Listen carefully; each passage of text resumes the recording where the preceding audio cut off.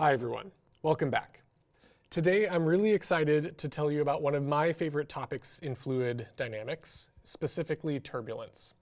And I've been looking forward to this video for a long time because it's one of the kind of most interesting topics in fluids that has captivated people for millennia. Okay, so great art has been made to try to capture the nature of turbulence, not just Da Vinci. We have Van Gogh, and we have the Great Wave. Turbulence is a part of our literature. It's a part of our very language. Some of my favorite words, roiling, churning, turbulent, these mean so much to us. And so today what we're going to talk about specifically is what is turbulence, okay? And so, even though we have a very intuitive feeling of what a turbulent flow is, and is not, it's actually very hard to pin down a single kind of unique definition that we can all agree on. And so instead of trying to do that, I'm going to bring up some kind of key features of turbulence and walk you through some examples of turbulent flows, how they're useful, and how we might analyze them as engineers. So turbulent flows generally are three-dimensional. That's one of the hallmark features of turbulence. And in principle, you can technically have approximately 2D flows that exhibit turbulence, but that's like a special case. So for example, weather on the surface of Earth, we have a thin atmosphere, and so the fluid dynamics are approximately two-dimensional. But you get weird things like small vorticity adds up to make bigger and bigger vortices and form hurricanes, which you don't see in kind of a classical three-dimensional turbulence. So when I say turbulence, I really mean kind of the three-dimensional turbulence, where things are spinning and roiling in 3 dimensions. Turbulent flows are multiscale. Okay, so they're multiscale in space and time, which means that there are big eddies and medium eddies and small eddies and smaller ones ad infinitum. Okay, and you'll notice that all of these features that I'm going to list are actually in this Da Vinci painting. So this is clearly kind of his attempt at three-dimensionality. It is highly multiscale. You can see kind of self-similar patterns. It's unsteady. Even though this is a fixed image, it clearly evokes motion. Okay, so turbulent flows are not fixed, they're not stationary, they are evolving in time, they're unsteady. And they also induce mixing in the flow. So you can kind of imagine if you dropped some red food coloring into this turbulent flow, it would very, very rapidly start mixing and diffusing and kind of turn pink and then dissipate away. So these are 4 of the canonical features of turbulence that we're going to investigate more. And I'm going to have a few videos in this series about what is turbulence and some examples of canonical flows, how we can analyze them, things like that. I'll even do some kind of by-hand sketches and analysis in a few of these. But this is kind of the big idea. We're going to explore turbulent fluid dynamics, which is literally all around us. Okay? And I'll point out at the outset, this has a tremendous amount of value for us as engineers when we design aircraft and ships and jet engines, more fuel-efficient cars and trucks and trains. Absolutely, tremendous applications for turbulent fluid dynamics in engineering. But I really do think that our fascination with turbulence goes far beyond just its usefulness and, is often motivated by its beauty and by the fact that it's all around us. Good. Okay, so when I was preparing this material, I went back to a lot of the course notes where I learned turbulence. And I was fortunate to learn turbulence from Lex Smits at Princeton. And you can download these course notes for MAE 553, Viscous Flows and Turbulence by Lex.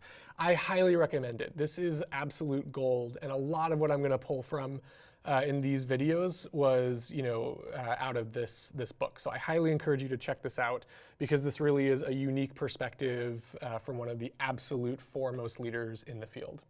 Okay, good. So we're going to start talking about turbulence, and I want to just start off with some videos and some pictures just to kind of, get you thinking about what we're talking about. This is one of my favorite videos by colleagues at KTH in Sweden, and so this is going to be a simulation of a boundary layer, and some of you have seen this in my videos before. But this is a very, very high fidelity numerical simulation of a developing boundary layer flow. So basically think of the flow over a wing as that wing is going through the air. That's what this is trying to simulate. Or maybe the flow over the top of your car or train. And what you see here, this has all of the features, right? It's three-dimensional, it's unsteady, it's evolving in time, highly multi-scale. Look at the vast, vast range of scales that are captured by this turbulent flow. And clearly it's mixing. If you started out as a little upstream particle, you'd be bouncing around between these eddies, and after long enough, you wouldn't know which way you end up. Okay, so this is a great kind of visualization of a turbulent flow that we can have in our mind for the kinds of things we might care about. And simulating and understanding and modeling these flows is very important. Again, if I'm designing an aircraft or I'm designing a wing for an aircraft, I need to know what the drag coefficient is going to be for that wing. I need to know what the skin friction as I go through the air or through the water is going to be. And I need to be able to know how that changes as I increase the speed of the flow, decrease the speed of the flow, if I change the curvature of the airfoil, things like that. And so it's very, very hard to model these things. And this is currently an open challenge in engineering, is finding better ways of modeling and optimizing and controlling these turbulent flows. So another cool example, and again, I kind of got this, this idea from Lex Smits. When you see a turbulent flow, you'll know it, because it's going to have this multi-scale structure that the more you zoom in, the more you see. Any piece you zoom into, you're going to see more turbulent structure and more kind of fine details and resolution. Another cool example is this volcano erupting. You pick any spot and you zoom in, and you're going to see more roiling and churning and turbulence. And actually, one of the things I remember Lex saying was, you can kind of tell how high budget a Hollywood movie is based on how many scales are in their turbulent explosions. Okay, so now I can't watch any action movie without looking for that multi-scale structure, and I bet you're not going to be able to either. Okay, another example, I really like this Ocean Next project. You can Google and download data and kind of follow what they're doing. But climate, the Earth's climate, the ocean currents, and the atmospheric patterns are highly turbulent. They mix and kind of transport material across the globe. And this is hugely, hugely important for us to better understand mixing and transport and dynamics in those turbulent systems as well. Good. Now, I also want to give an example. One of my favorite examples is this Rayleigh-Bénard convection flow, where you have a hot plate on the bottom and a cold plate on the top. And you can see that just from this thermal instability, you get this kind of rising of the warm air and dropping of the cool air. And eventually, you're going to see this start to mix in a pretty chaotic fashion. Now, this is not three-dimensional. But it is unsteady, multi-scale, and mixing. And this is one of the original problems that motivated chaos theory. So Lorentz in 1963 was studying this kind of Rayleigh-Bénard convection flow, trying to model the chaotic churning and overturning of these large, large eddies in this domain. And so I think there's always a very deep connection between turbulent fluids and chaotic dynamical systems. And that's kind of where this mixing idea comes from. I started with this red blob that was coherent. After a very short amount of time in this chaotic system, it's going to mix and spread around. And that's what happens to particles in turbulent fluids as well. Okay? And I'll talk a lot more about chaos in future videos. So now I want to get a little bit more into the mathematics of kind of where this comes from and how do we analyze these flows. And so we're going to start with the incompressible Navier-Stokes equations. And I'll point out that this bold U that I'm dealing with here is really a three-component velocity field. So U, V, and W are the X, the Y, and the Z or Z component of the velocity field. And that's defined everywhere in space and in time. Okay, so U is a vector field. And these are the governing Navier-Stokes equations. Now, from these equations, you get a whole range of interesting flow phenomena just by speeding up or slowing down the flow. So we have slow flows up here and fast flows down here, and you get this rich range of dynamics as you increase the flow velocity. I took this from the Feynman lectures. And it turns out that this range of complexity is controlled by this number here called the Reynolds number. So 1 over the Reynolds number. And the Reynolds number is essentially a product of the fluid density, the velocity of the flow, the diameter of the sphere, in this case, or the cylinder, divided by this dynamic viscosity quantity. And so you multiply and divide all of this up, and this one number tells you if you're going to have a simple flow or a very, very complex flow. Okay, so increasing either the diameter d or the flow velocity will make the flow more turbulent. Okay, and decreasing those makes it more laminar or less turbulent. And this turns out to be an extremely useful concept, that increasing the Reynolds number generally corresponds to an increase in complexity and turbulence and multiscaleness of the flow. And in fact, the Reynolds number can somehow be thought of as the ratio of the biggest scales in the flow to the teeny tiniest scales in the flow. So if I have a Reynolds number of 1,000,000, I'm going to expect eddies that are 1,000,000 times bigger than the teeny tiniest eddies or swirls or vortices in the flow. Okay, that's just a kind of a rule of thumb, but a very, very useful one. Okay, good. You can also plot the drag coefficient versus this increasing Reynolds number. So this is a curve, I believe, from NASA. And you can see that as the flow field changes, as you get this kind of increased complexity from the turbulence in this flow field, as you increase the Reynolds number or the flow velocity, you can see that you get a wide range of drag forces on that cylinder. So you get, huge range of drag forces just by changing the flow velocity. Now, I can't help myself. I have to relate this back to the Galileo's famous ball drop experiment from the Leaning Tower of Pisa. You can now picture dropping this ball from this tower. As it accelerates from gravity and speeds up, it's going to transition through all of these different flow regimes and experience massively different drag forces at every stage of its fall. And so technically its acceleration is not going to be, exactly a constant due to gravity, because it's going to have this very unsteady drag force due to these turbulent forces.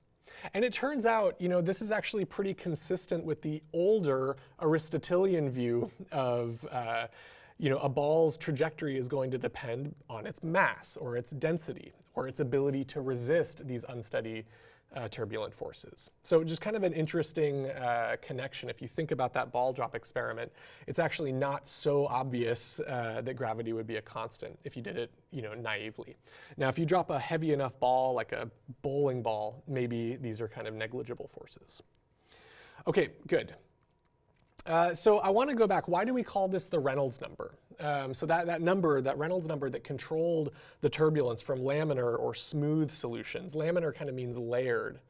And so that means not roiling, not unsteady or turbulent. And it turns out that Osborne Reynolds, in 1883, was doing experiments in a pipe. So pipe flow is one of the most important and oldest engineering applications of fluids, is literally just pumping water through pipes. Makes sense. How big of a motor do I need to pump all of that water through all of my city streets, okay, and to pump all of the sewage out? And so pumping water through pipes has always been important. And Osborne Reynolds was studying, the flow through these pipes, and made a very interesting observation that as he increased the flow velocity, he had these very different regions or characteristics of flow, from laminar flow, again, layered or very kind of steady flow, all the way down to these turbulent flow scenarios where the flow is kind of roiling, what you picture as turbulence.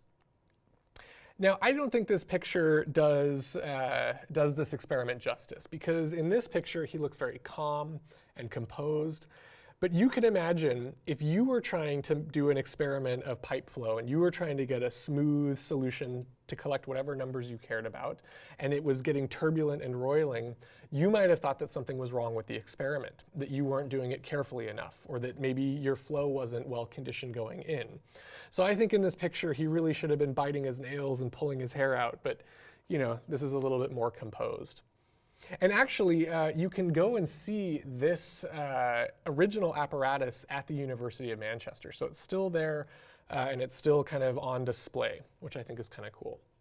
But so a long time ago, we've known that there were these transitions. As you increase the flow velocity, you can trip the flow into these very complex, disordered, turbulent solutions.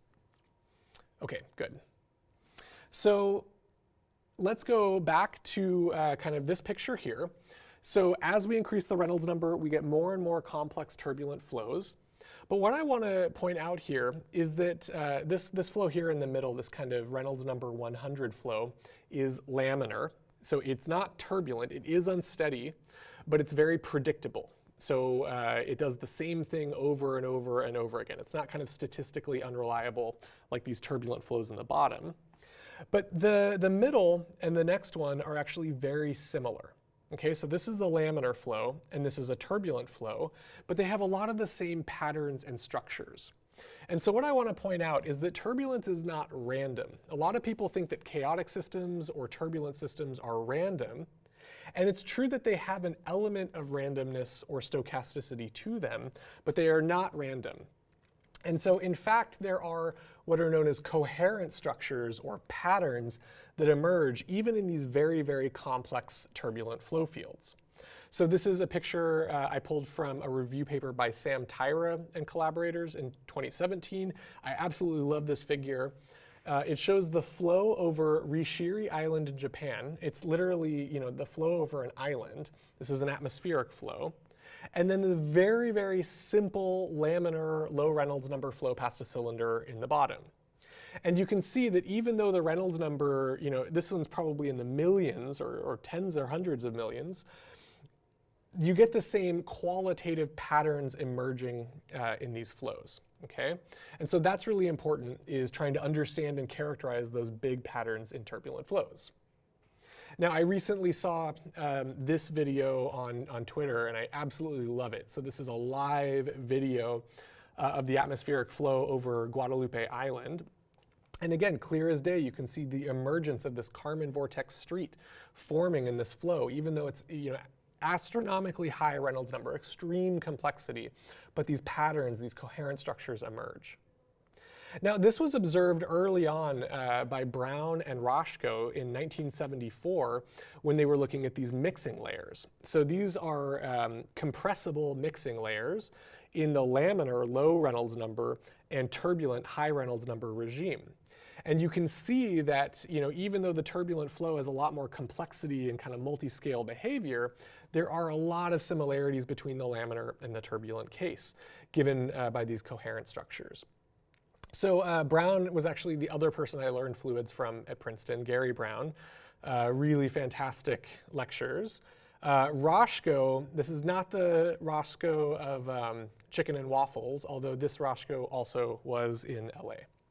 And I love this picture. I mean, this changed the way that everybody thought about fluids when this picture came out. It's one of the most famous pictures in all of fluid mechanics because it showed that even though you have this incredible complexity, it has a lot of the same patterns of much, much simpler flows. And that really got people thinking about these coherent structures, how to characterize them, how to quantify them, how to model them. And so decades of work, maybe the next 50 years up until now, a lot of it's been motivated by kind of this seminal picture. Very cool. Okay, good. So coherent structures exist. We want to model them and characterize them and understand them. Just a couple of other things I want to point out. There's also something called intermittency. I pulled this again directly from Lex Smith's book.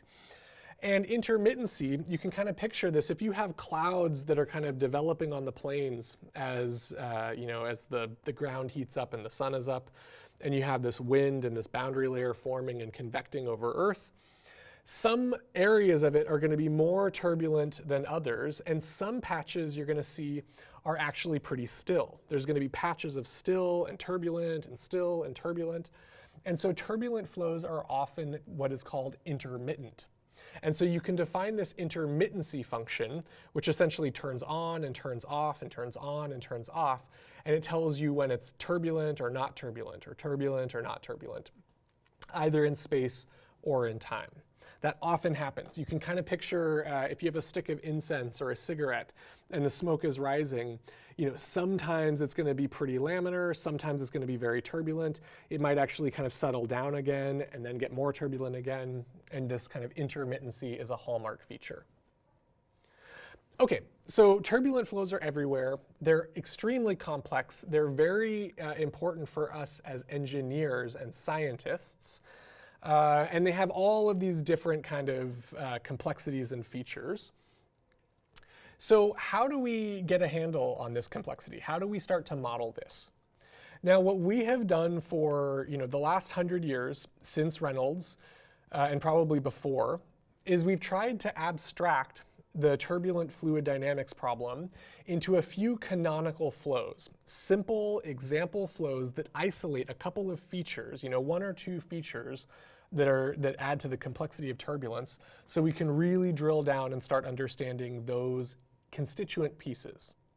Now, real engineering flows, like a Boeing jet flying through turbulence, is going to have a lot of these kind of aspects. There's going to be a jet, there's going to be a mixing layer and a boundary layer and isotropic turbulence. There's going to be all of these different pieces working together. But before we tackle those huge problems, we kind of break it down and distill it into isolated, kind of idealized problems. There is a gorgeous book by Milton Van Dyke called An Album of Fluid Motion, where he walks through beautiful flow visualizations of some of these canonical flows. I think you can find PDFs online. It is really, really cool. You should check this out. But here is just some of my favorite canonical flows, wall-bounded flows like the boundary layer, mixing flows. So, what does the flow behind a wing look like? Pipe flows, again, pumping, water or oil through pipes, very economically important, and so on and so forth.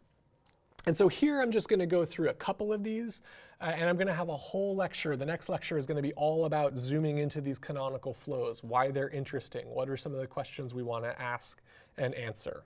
Okay, but this is how we've approached fluids, essentially for the last century. And this is how we approach most problems in mathematical engineering where it's too complex, is we try to abstract and boil down to the simplest piece that kind of exemplifies our problem. Now, calling these toy problems is a little bit, maybe a little too unfair. These are still quite complex and challenging themselves. So just some example, wake flows. Tons and tons of effort has gone into studying wake flows. If you want to reduce the drag behind a train or a plane or a truck or a car, you need to understand the wake behind that body. Also hugely important for missile design, bullets and ballistics, baseballs. Lots and lots of flows create wakes, and those wakes contribute to the drag and unsteady forces on those bodies. Another really important example are mixing layers. So again, that Brown and Roscoe example I showed is a mixing layer. Many of you have seen these wave makers where you have kind of oil and water in a rectangle rotating and it creates these waves. And these mixing layers are really important canonical flows to understand things like ocean waves. The flow behind a sharp trailing edge on a wing often creates a mixing layer. And these are very, very important. Another very important application of fluid dynamics and another canonical flow is a jet. And so there are supersonic jets. You can actually see the acoustic radiation in this turbulent supersonic jet. Here you can actually see kind of the Mach lines forming in this jet. And jets are extremely important for producing thrust and power. Also, we want to minimize the noise given high thrust and high power. So, any of you who live near LAX or Heathrow know, there's 10 million people. in the top 2 or 3 airports alone, near the top 2 or 3 airports in the world alone, that are directly impacted by jet noise. And decreasing that jet noise would improve the quality of life for tens of millions of people directly. Okay, so huge, huge problem here. Okay, so canonical flows are very important. It's one of the ways that we study fluid dynamics. We try to break it down. So here again are just some of the canonical flows, wakes and jets and mixing layers. And we use those canonical flows to study much more complex engineering systems like trains and boats and planes and engines and things like that. Okay? So many of these flows are going to have lots of elements of these canonical flows, and I'll talk about that later. So for example, a wind turbine blade, there's going to be boundary layers and mixing layers and wake flows, all of those interacting in a pretty complex system. And at the end of the day, we want to understand these systems. We want to be able to model them and understand what they will do when we change different things about our engineering designs. That gives us the ability to optimize, for example, design better blades for turbines, but also to control the system, to actively manipulate the behavior of the fluid for better engineering outcomes, to increase lift, decrease drag, enhance mixing, things like that. Okay, and this is something I'm very passionate about, and one of the reasons I love turbulence as an important field of fluid mechanics. Okay, good. So I think one of the last things I want to point out here is, again, we go back to this. We're always going to go back to the Navier-Stokes equations. That's kind of our entry point as mathematical engineers, and we know that we have this kind of increasing complexity with the Reynolds number. So one of the kind of important things that you can do to study these flows, and I'm going to have a whole series of lectures on this. This is going to be the basis of what's known as turbulence closure modeling, which is one of our approaches for modeling these systems more efficiently on computers. One of the things you do, if we zoom into a turbulent case, is something called the Reynolds decomposition. So we're going to take this flow field U, which is a very complicated function of space and time, and what we're going to do is we're going to break it apart into an average field U bar and all of the fluctuating components U prime. And so U bar we get by literally taking this flow U and just averaging in time. We just take flow snapshot. Think of a movie of this flow evolving. I'm just going to average all of those frames of the movie in time and get the average frame. That's the mean flow. And then the turbulent fluctuations are just my original flow minus the mean flow. Okay? And so what we're doing is we're taking our flow and we're decomposing it into a function that is the average flow, which is no longer a function of time. It's just a function of space. And then all of these little fluctuations, all of the turbulent fluctuations. And when I take this decomposition and plug it into the Navier-Stokes equations, I get lots of interesting things happening. I get an equation, a Navier-Stokes equation for the mean flow and for the fluctuating components, and I can model things more efficiently this way. Okay, so huge field of Reynolds averaging, but this is a very useful perspective where we decompose our flow into the average flow and the fluctuations. And I'll point out, this is largely historical why we do this, and it's kind of fortuitous, is that historically we didn't have computers to measure these flow fields accurately in space and time. We didn't have laser technology until the 60s, 50s and 60s, so that we could build laser sheets to image the full flow field in experiments. And so back in the olden days, you were stuck with single point measurements, hot wires, where you would put a hot wire in the flow, and I could maybe measure that for a long time and figure out what its statistics were and average and build the fluctuations. And then I could move it one delta X or delta Y down, and then I could move it again and move it again. And in the course of a day or a few days, I might be able to measure the entire wake point by point in a time series fashion. But I can't tell what every point is doing at the same time. And so this idea of averaging your flow is actually, goes back to the days when we didn't have enhanced measurement techniques and computers. But it turns out that it's a very, very useful perspective for modeling today. So that's pretty cool. Okay, good. So I'm going to have a whole lecture on Reynolds averaging soon. This is going to be kind of a pen and paper or like lightboard video lecture. And I hope that I have convinced you in this lecture that turbulence is interesting, it's everywhere, it's extremely important, and it has these kind of 4 canonical attributes. That's how these are like the fingerprint of turbulence. When you see 3-dimensional, multiscale, unsteady mixing flows, you know it's turbulence. Okay, stay tuned. There's going to be a lot more to come. Thank you.